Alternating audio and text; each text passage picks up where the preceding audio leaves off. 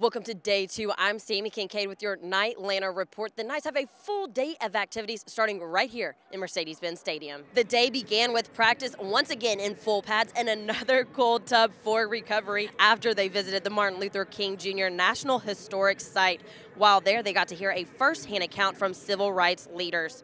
One of the Knights leaders, Tre Neal, is a native to Atlanta and played a key role in bringing the team to his hometown. Tre Neal. Like I said, he talks a lot. He's funny. He has a big head that we talk about all the time. He does not have a normal head. So I'm kind of guessing that's why he's smart. See, King, we've been joking about how big our heads were since I first got here. But I mean, I think it started with first, I would pick up the defenses so fast. He would just say, I have a big head. And then one day he was like, you really have a big head. And I was like, so I just started laughing. I mean, even if you look at my baby pictures, I have a pretty big head. I just have like a really small body with a big bobblehead on. While they may joke about the size of his head, Tre Neal's smarts on the field are what's able to keep him calm and collected to help lead his teammates through stressful games, such as the AAC Championship. For me, I was emotional, man. Sometimes I felt like the game was over. I felt like we already won it. I remember I blocked the field goal. I thought it was over. We had to get back on the field and get another play, another stop, and pray that he missed the field goal. I mean, goodness gracious. For some reason, I had a feeling that the game was a turnover was gonna have to happen. And I was just telling him, I said, if you guys get an interception or a fumble or anything, just fall on the ground. Tre Neal always keeps it going. I mean, he's that guy who knows what's going on. He knows what's coming at him before it's even happening. It's kind of good when you have a guy like that who studies so much that they know everything that's happening around him. Shaquem describes Tre as knowing the game so well that it seems he can see the future.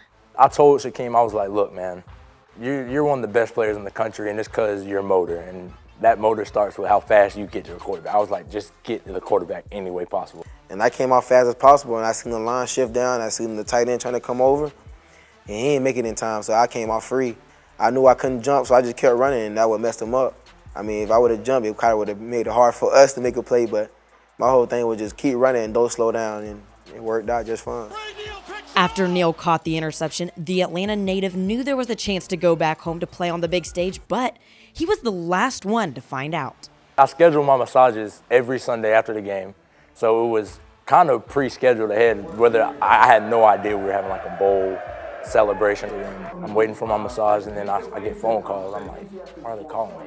So then I go in and get my massage. I come out. They're like, you guys are coming to Atlanta. And they're like, Tre, where were you at? People wanted to talk to you, stuff like that. I was like, I had no idea. Neal woke up to some 30-40 texts, but he isn't the only Knight excited to be returning home. Pat Jasinski, I played him my sophomore year, and he was out there just making tackles. I actually played him. His team was pretty good and is known around Atlanta as being kind of a powerhouse. So he definitely went to a good high school. While there's still business to be handled, they can't wait to show their teammates where they grew up. A lot of these guys are from Florida. They've been to Atlanta, but I don't think they've like experienced. I just kind of want to show them, you know, this is the kind of stuff I did. This is why I don't think it's cold when you guys think it's freezing, you know, because it's freezing up there. They know the difficulties this Tiger team brings, having beat 2 #1 teams, but they can't wait for the challenge in front of their families. It's what you dream about when you're little, getting to play in front of, you know, everyone that you love, being with your brothers on the team, and my family is gonna have a strong little section. It's exciting just because our family, they don't have to drive all the way down here or fly down here. They can just do what they've normally done our whole lives. They can just easily come to the game, and after the game, we can go out and get something to eat. Any athlete's dream. Be the one who makes the play to win the championship game that takes you back to your roots. Looking at it from a big perspective like that, I mean, it's humbling. All these guys, I know they've worked just as hard as me, and I know that if any of them were in the same position, they would have made the same play, but it just so happened that God wanted it to be me. And I know that it was one of the biggest in the history, and I'm just happy that I was able to make a play for my team. While the other guys were competing in the basketball challenge tonight, Tre, he was getting a fresh cut in preparation for the big game. Be sure to check back tomorrow morning on UCFKnights.com to see how the other guys made out at the barbershop. In Atlanta, I'm Sami Kincaid.